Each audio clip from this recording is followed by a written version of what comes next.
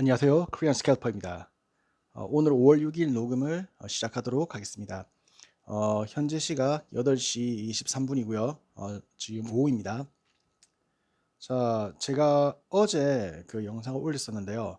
여기 두 번째 영상이 있죠. 맨 위에 거 말고 요거 두 번째 거. 요거 22년 5월 5일 영상.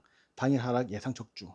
저 제목이 조금 오글거리긴 하지만 여러분들이 반드시 한번 들어보시길 바랍니다.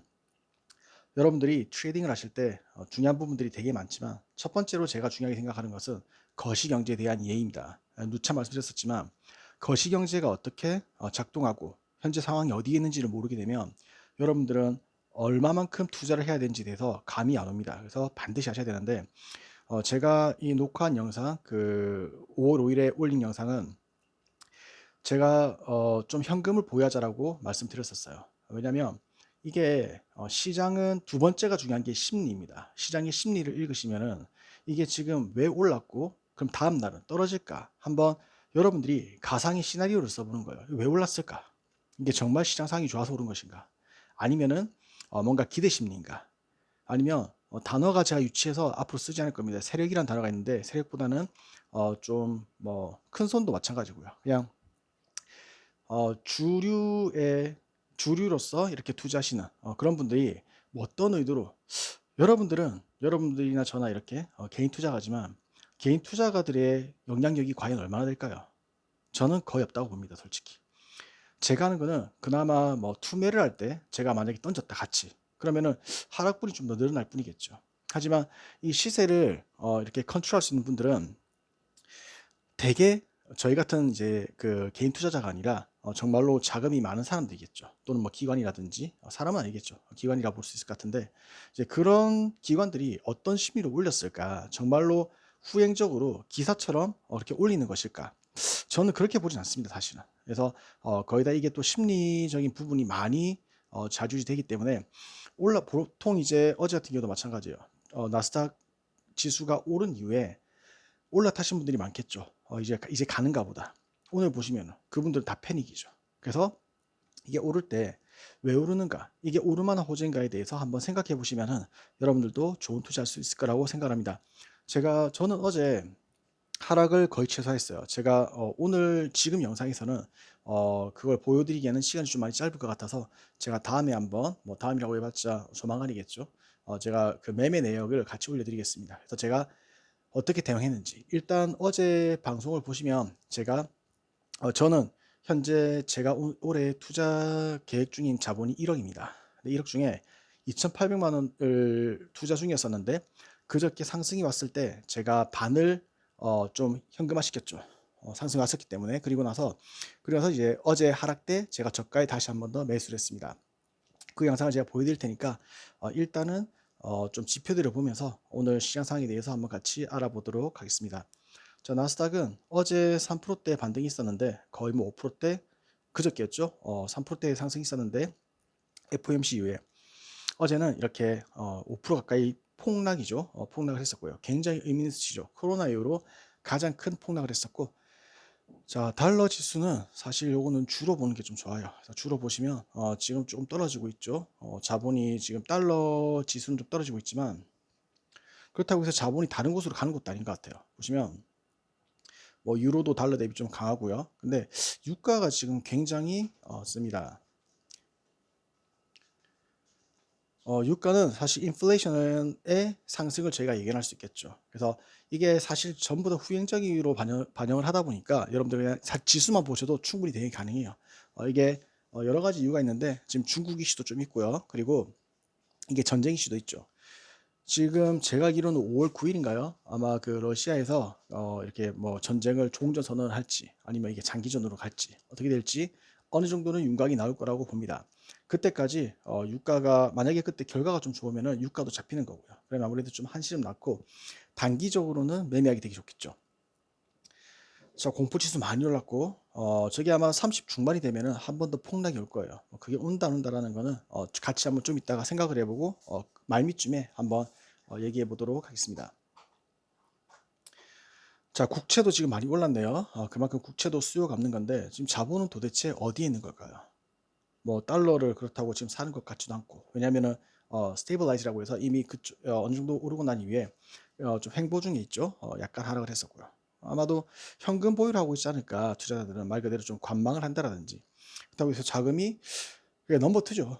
달러 다음으로 강한 게 국채인데, 안전한 게 국채인데 국채 오는 것도 아니고 그런 상황입니다.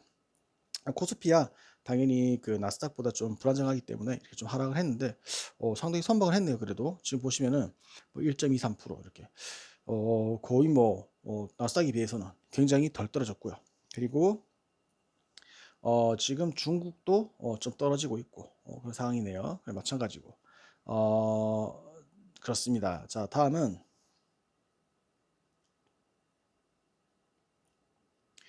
자, 신문 하나 보고 넘어갈 건데 유가가 치솟고 있다. 아까 제가 말씀드렸던 그런 인플레이션에 대한 우려가 좀 있겠죠. 그래서 증시는 좋을 리는 없고요.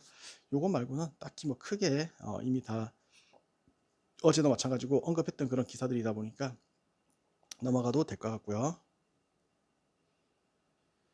자, 김프 한번 보도록 하겠습니다. 자, 그 한국 프리미엄인데 거의 한 2%대를 유지를 하고 있네요. 그러니까 그저께 저랑 봤을 때 1%대였죠. 그만큼 이게 하락이 오다 보면 특정 시장에서는 좀 매도를 하지 않는 경우가 있어요. 여기 보시면은 지금 이제 하락분이 좀 쌓이는 거죠.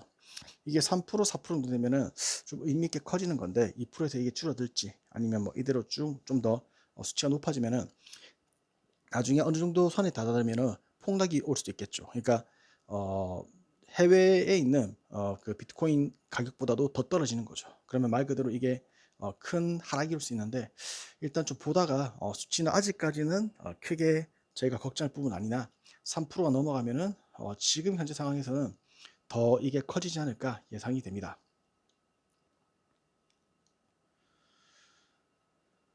자, 다음은 딱히 뉴스 없어요 지금. 그러니까 FOMC 그 여파로서 이렇게 좀 시장이 반응을 하는 건데 그저께는 올랐고 어제는 내렸고 같은 뉴스인데 거기에 대해서 제가 마지막에 한번 얘기를 나눠보도록 하겠습니다. 자, 여전히 이더리움이 되게 강세를 띄고 있네요. 하락분도 좀 적고요. 근데 제가 누차 말씀드렸었지만 이러다가 한번 떨어지면은 엄청 떨어집니다. 그래서 저는 이더리움을 지금 같으면 저는 비트코인이 매수할 것 같아요. 이더리움보다는 하락분도 좀 더 크고요. 저는 지금 어거코인을 투자 중이지만 어거코인은 사실 단타성으로 저는 매매를 하기 좋다고 생각을 합니다. 이건 트레이딩용이에요. 이거를 뭐 끌고 갈 생각으로 제가 가지고 있을 것 같으면은 저도 뭐 이더리움이라든지 뭐 폴카닷이라든지 이런 뭐 아니면은 마나라고 하죠. 디센트럴랜드 이런 것들도 제가 매수를 했겠지만은 좀 유명하니까요. BAT도 마찬가지고. 근데 저는 지금 하락 장세이기 때문에 트레이딩용으로 지금 REP를 산 겁니다. REP는 좀 잘 날아가요. 나중에 상승의 그런 장의 분위기가 나타나게 되면 골드랑 REP는 먼저 날아가기 때문에 하락분이 큰 REP를 지금 현재도 좀 홀딩하고 있습니다. 하락도 제가 많이 맞겠지만 상승할 때도 굉장히 큰 빠른 상승을 노릴 수가 있죠. 자, 그리고 마지막으로 오피트 상황을 좀 보게 될 건데요. 계속 내려가네요. 보니까 자, 보시면 상승하는 게 지금 뭐 두 개, 횡보 하나, 나머지는 다 하락이죠. 자, 그래서 이게 진정한 하락이라고 보시면 됩니다. 자, 비트코인이 이렇게 크게 빠진 것도 아니에요. 보시면 한 3% 빠졌는데 보시면 알트 중에 많이 빠진 건 13%, 14%, 15%. 이게 진짜 하락입니다. 제가 말씀드렸었다. 다만 좀 특이한 점은 이더리움이 좀 덜 빠지고 있네요. 자, 만약에 상상해 보시면 비트코인을 만약에 뭐 기관이 있어라든지 던져버리면 어떤 상황이 발생을 할까? 이 상황에서 비트코인이 2.5%더 빠져서 다른 알트들은 얼마나 더 빠질까? 상상해 보시고 여러분들 그거를 그리면서 투자를 해야 돼요. 그럼 나는 추매할 것인가? 나는 현금은 있는 것인가? 아니면 나는 지금 가지고 내가 판단했을 때는 시장 상황에 대비해서 이게 적당히 빠진 것 같은가? 아니면 그런 것들을 다 그리면서 투자하셔야 됩니다. 저는 그런 것들을 그리기 때문에 저도 하락을 맞고 하지만 어차피 제가 시장을 떠난 사람도 아니고요. 제가 전 영상에서도 많이 말씀드렸었지만 저는 올해 2,800만 원으로 일단 트레이딩을 하고 있는 상황이에요. 그중에 이미 1,000만 원은 제가 수천만 원의 수익이 이미 제가 익절해서 다른 통장으로 넣어놨습니다. 자, 그래서 보시면은 저 같은 경우는 지금 450 수익을 내고 있는 거죠. 그러니까 1,000만 원 제가 수익을 내놨는데 여기서 마이너스 550이니까 450인데 사실은 어제 거래 내역을 보셔도 제가 계속 이렇게 좀 제가 다음에 한번 계좌 운영에 대해 설명드리겠지만 급하게 넣었다가 빼고 왜냐면 이건 약간 스캘핑용으로 넣는 거고요. 보시면 뭐 출금했다가 이렇게 뺄 때는 뭐 23,000원 이득 봐서 빼고 그리고 코인게스는 똑같은 거예요. 그러니까 제 트레이딩의 가장 핵심은 뭐냐면 보시면은 저는 1600개의 코인을 계속 유지를 합니다. 개수만. 그래서 만약에 같은 돈이지만 제가 좀 비싸게 팔고 일부 좀 싸게 샀다. 그럼 늘어난 개수만큼은 현금화시켜서 바로 통장으로 빼버립니다. 하락장에서는 그게 유일한 방법이에요. 수익 낼 수 있는. 저는 그렇게 생각하거든요. 여러분들도 제 방법이 옳다 이런 건 아니지만 한번 생각해 보실 건 있을 것 같아요. 자, 이렇게 해서 오늘 시장 상황을 좀 알아봤었고 시장을 좀 예측을 해보자면 지금 많이 하락을 하고 있는데 이게 비트코인이 과연 선반영인가 아니면 후반영인가를 한번 생각해 보시면 오늘은 비트코인이 선반영을 하는 거죠. 그러니까 하락분에 대해서 좀 더 하락을 하고 있지만 만약에 나스닥이 상승을 하게 된다면 비트코인도 흐름을 좀 따라갈 수 있겠죠. 개인적으로는 저는 그냥 그림에서 투자를 하는 편이에요. 이게 어떻게 되든 간에. 그러니까 내가 이렇게 될 것 같다라고 생각을 하고 거기에 맞춰서 현금 보유 비중을 조절하는 겁니다. 저는 지금 현재 28%가 들어가 있는 상황이죠. 1억을 투자 생각인데 28% 정도 들어갈 시장 상황이라고 판단을 하고 있는 거예요. 하지만 여기서 만약에 저는 오늘은 나스닥은 좀 오르지 않을까, 약간 약 상승하지 않을까 생각을 합니다. 이유는 뭐냐면 어, 이걸 그냥 지표를 보고 해석을 하는 게 아니라 왜 이렇게 드라이브를 할까에 대해서 한번 고민을 해보는 거예요. 해보시면 FOMC 직후에는 시장 참여자들이 좀 안도할 수 있도록 좀 끌어올렸다가 그게 3%였죠. 오늘은 내렸어요. 5%를. 그러면 고점에 산 사람들은 3% 상승했을 때 산 사람들은 지금 8% 하락을 경험하고 있는 거죠. 이틀 만에. 그런 분들이 과연 어제 팔았을까요? 샀을까요? 그렇다면 오늘 시장에서 좀만 더 하락을 한다면 그 사람들은 살까요? 팔까요? 이제 그런 그림을 좀 그리면 되게 좋은데 제 예상으로는 오늘 나스닥은 초반엔 좀 빠지다가 중간에 좀 오르지 않을까라는 예상을 하면서 전 트레이딩할 생각입니다.